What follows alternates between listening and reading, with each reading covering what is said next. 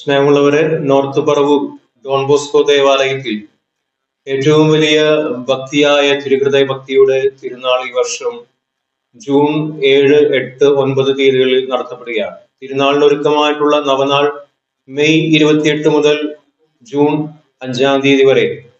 6 തീയതി 13 മണിക്കൂർ ആരാധനയും 7 തീയതി രാവിലെ 10 മണിക്ക് അഭിമന്യ ജോസഫ് കാരിക്കശ്ശേരി പിതാവ് കൊടിയേറ്റ കർമ്മം നിർവഹിക്കും.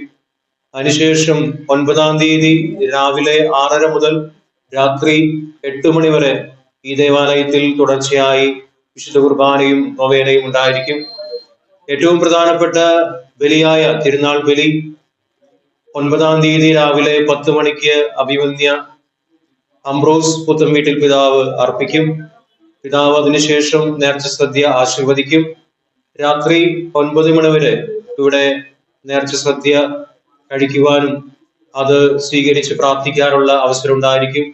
എല്ലാവരെയും തിരുഹൃദയ തിരുനാളിലേക്ക്, ഡോൺ ബോസ്കോ പറവൂർ ദേവാലയത്തിലേക്ക് സ്നേഹപൂർവ്വം പ്രാർത്ഥനാപൂർവ്വം സ്വാഗതം ചെയ്യും.